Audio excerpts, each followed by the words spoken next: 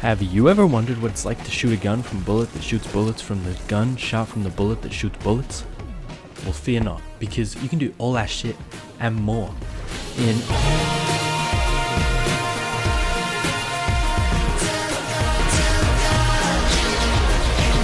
Hey guys, BetweenSardine here, and welcome to ETG, short for Enter the Gun Cave, the game where the only thing crazier than the amount of gun-centric everything is the difficulty of the game. This video is a review of Gungeon, whilst also simultaneously being an attempt at humor and a beginner's guide, so stick around so that I may get that bag.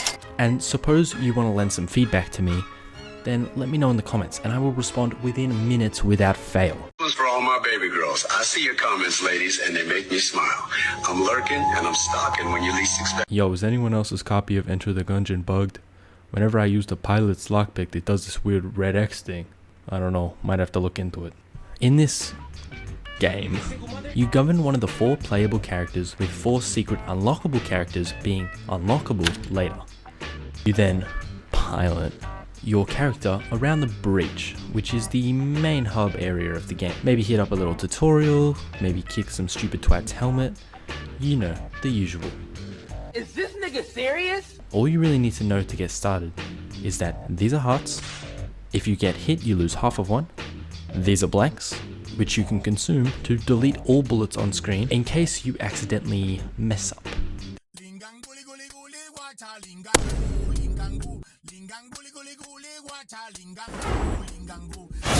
These dodge rolls are little jumps that give you invulnerability frames. With these, you might just be able to dodge the allegations.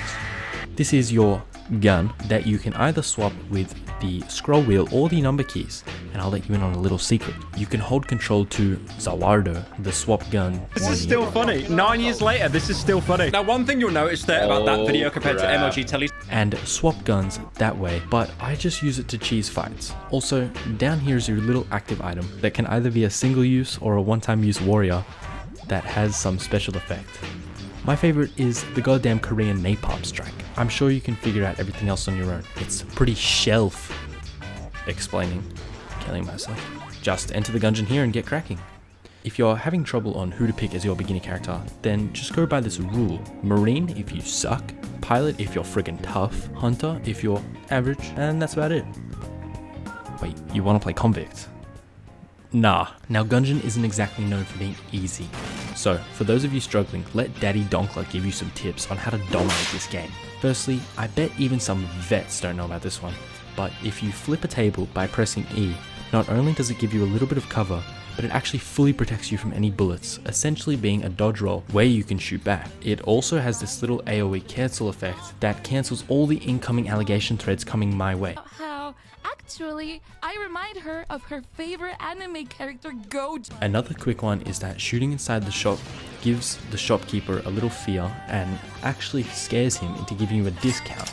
Gun Cave is a game with many secrets, and it'd be remiss to not at least give you the tools and rules to get started on discovering that shit for your own. For example, there's more than 2 secret floors in Enter the Gun Cave that are accessible real early on. Now, don't tell the spoiler proponents, but if you get your cute little ass on down to this room in floor 1 and wheel this little water bucket that spawns in the room or on the floor to the fireplace, flip a little switch with the E key, then peep on the map and slide 2 keys down onto this room, then you can take a secret floor which might have this red shield thing that if you take and bring all the way to a specific room that spawns in floor 2 after secret floor 1, then you can actually get to secret floor 2.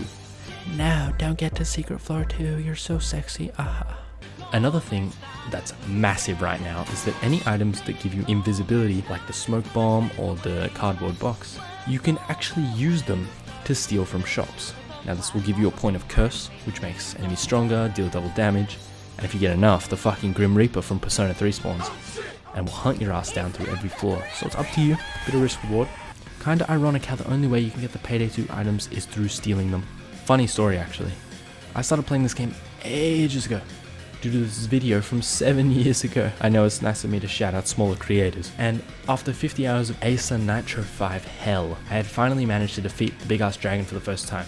And I was so excited that I took so many screenshots. And they actually ended up being my first Steam screenshots on my Steam screenshotting journey. Nice little tidbit for you. Overall, Gungeon is certainly one of the best games ever made, and probably the best roguelike I've ever played. ßétweënsåřdine.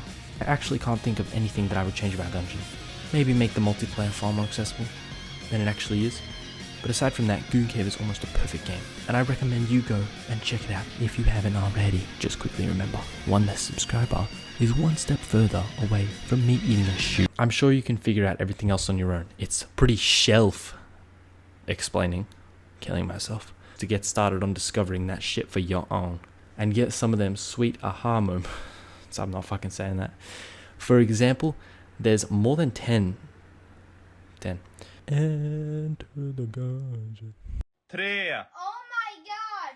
Oh my god! Oh my god! Oh! Jingle bells, jingle bells, jingle bells.